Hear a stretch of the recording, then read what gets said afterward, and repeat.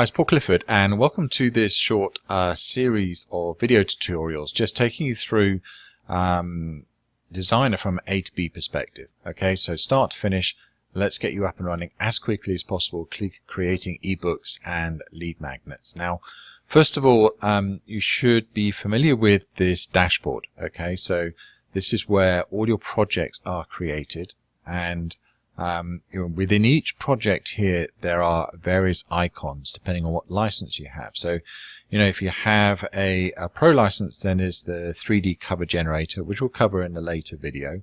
There's the convert to template feature, which again is a more advanced feature in the agency license. If you have that, then you'll be able to use that, and I'll cover that later on.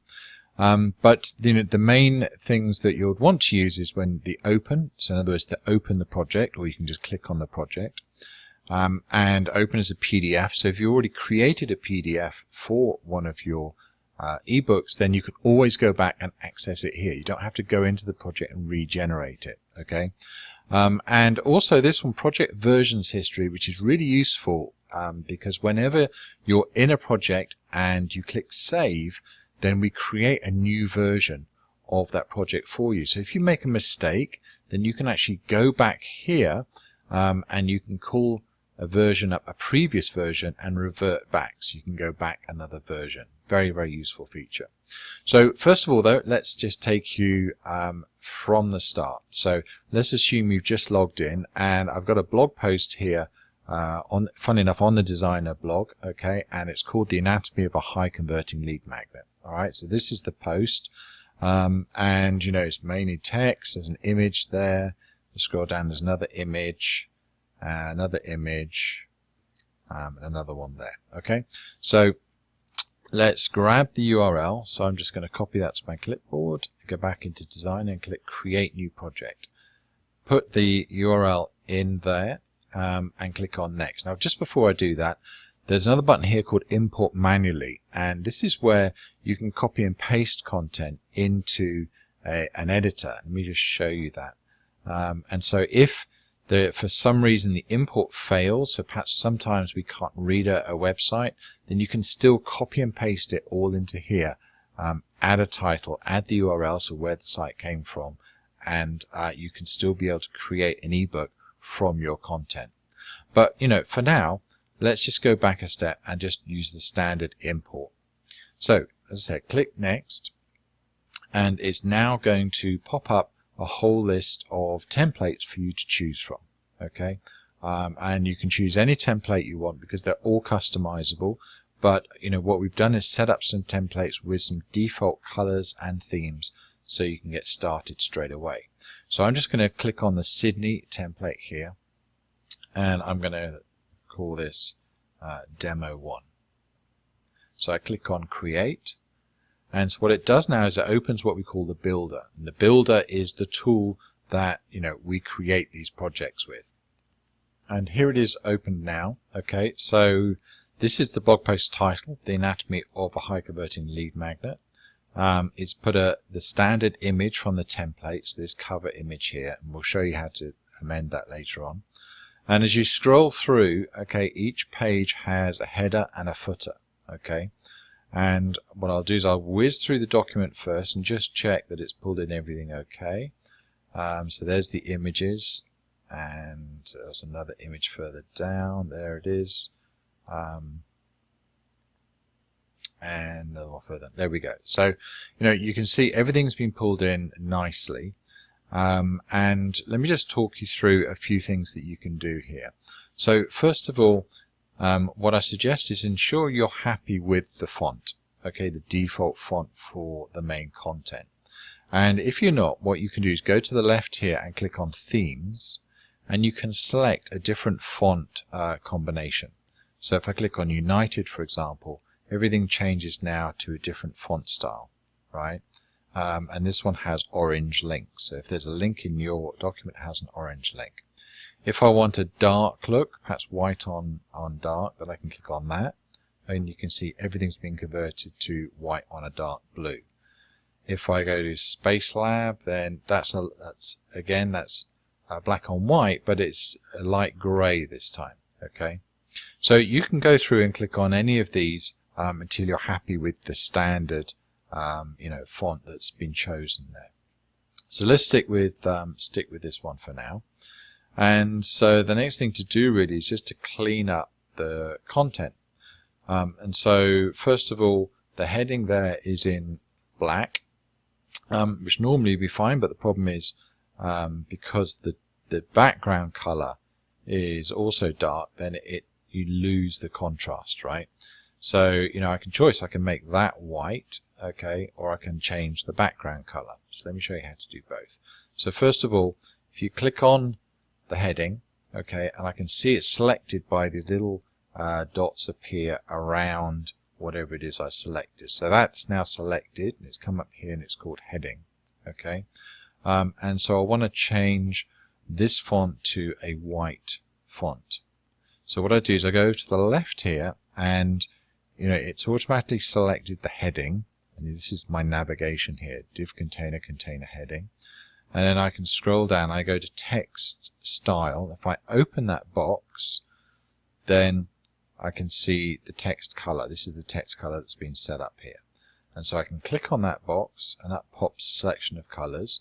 And I can either click any color combination I want here, or I can just select one that's from the palette, which is right here.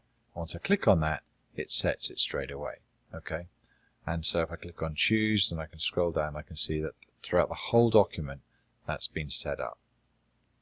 Now for the footer, again I think I'll make that white as well. So I'll click on that, and you can immediately see it selected the blue color because that matches the blue there. So I'm going to click on that, and I'm going to select the same white again, okay. So now I've got them both white. If I want to select the background color of the header, then I click here and click so I can see that container is selected, and then I go over here to the background, okay, the background, because I want to set the background color to this container. So then I click on color, and I'll select a dark green here, and there we go, it's now selected, and I can see that's changed for the header on every page. And so to match it, I'll do the same for the container on the footer. And let's select the color again, and let's select that dark green. Okay, and now that's already done. Okay, so at this point, I'm happy with the way it works. Before I make any more changes, what I'll do is I'll just click save, and that's now just made a snapshot, okay, of my lead magnet, so I can revert back if I need to. So the next thing to do is let's check my layout, okay, for the document. Let's check I'm happy with the layout. So let's just go back up to the top here, and this all looks absolutely fine. There's a bit of extra white space here, okay, so I'm going to just select that block quote and delete it, okay, and there's an extra paragraph there, delete that. And you see all the text moves up. Okay, so it repaginates for me continually.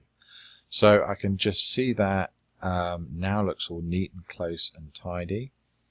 Now one thing I noticed here is this this headline, well, it's not really a headline, this next section here says here's an easy formula you can follow, but the list is on the following page. So what I want to do is I want to move this to the next page. And the way to do that is you select the paragraph by clicking once, so I can see the little dots have appeared again. And now what I can do is click in the middle anywhere on the paragraph. I'm going to click, hold and drag. So I click, and I'm holding down the mouse now, and now I start dragging, and you can see it's showing me where it's going to drop it. Okay, so here's where I want to drop it. I release it, and you see it's moved it down for me. Okay. So you just click, hold and drag. So now I'm going to carry on going down, okay, and here's another example of what I want to move. Okay, so I select it, then click, hold and drag. There we go. So now I keep going down. This is alright as it is. If there is an image and I want to resize the image slightly, I just click on it and grab a corner. If I hold down the shift key, then it will resize proportionately for me. Okay, so by holding down the shift key as I drag that handle, resizes it for me. And then I'm going to scroll all the way down. This all looks really good. No issues with layout. And that's it. So what I'm going to do now is I'm just going to change the cover. So let's go all the way to the top. And first of all, this image here I want to change from the default. So I click on the image, and then notice over the right hand side here there's this option that says select page. So this makes sure I can select the whole cover page. So I click on that, and then I go to image, and I go to my media manager. Okay, so this is where I can change the images. I click on that. So any images I've uploaded are all going to be stored here. If I want to select a new image, then I click on search, and you just type in a keyword. Just use one keyword, something that gives a theme to what you want to do, and click on search, and it will come back with a load of, in this case, mountains. Okay, some beautiful images, and I can just select one of these, and it drops it straight in there for me. Okay, so that looks great, but obviously now my title doesn't stand out. Okay, so I'm just going to select the title, so I'm clicking once. I go down to text style again, and there's the color, and I'm going to change that again to a white look. There we go, and now it's going to stand out.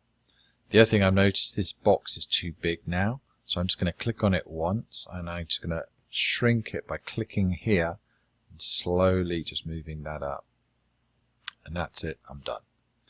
And the last thing here, the author, first of all it's too dark, so I'm going to go again over to my text style, click on that, click on white, and the author is now in the correct color, and then I double click it and it selects it like this.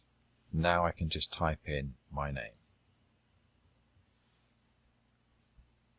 Okay, so now I have a new cover image, I have a title, I have a layout and colors of my headers that I'm happy with.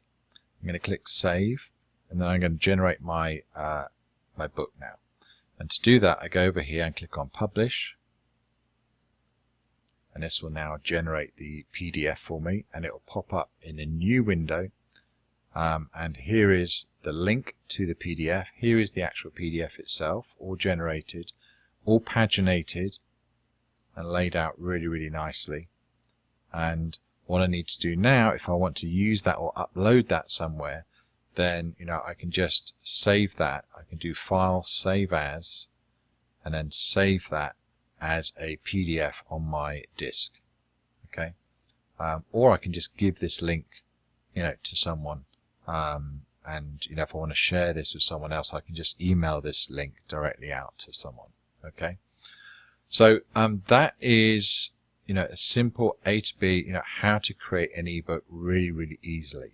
A couple of helpful tips, and that is, try not to get too involved in reorganizing everything within the document. This application is designed to create ebooks really quickly, but the more you try to customize, the more complicated your document will get and your ebook will get, and you could get into difficulties trying to reorganize everything again. We've tried to make it as simple as possible for you to use, and so just follow that simple procedure that I went through, and you should be absolutely fine. Okay, so if you ever get stuck, go to learn.designer.io, and in this section here is where we have all the help. Okay, so we have any tutorials are all listed here, and there's tons of how-to tutorials, how to clear empty spaces, how to repaginate. Everything is here, so that you can really get up to speed. All the training videos are also here. Okay, so this is a very comprehensive help and training center that you can use to ensure you never get stuck and you never need to call in for support. But coming back to Designer, if you do need some help within here, if you click on this help button here, then all these videos will appear, and this is organized with a playlist, so you can scroll down and see any videos in context, so without exiting the builder. And what you also have on the right hand side here is this icon. This is our support center. So if you click on this, then you have access to us by clicking on New Conversation, and you can communicate directly with the help desk straight from that little question mark. This is also where we make new announcements for new features and everything like that. Okay, so that is the getting started A to B, creating an ebook from a blog post, and clicking save and click on back takes you back to the dashboard. So look out for the next video where we go into some more advanced topics. Thank you.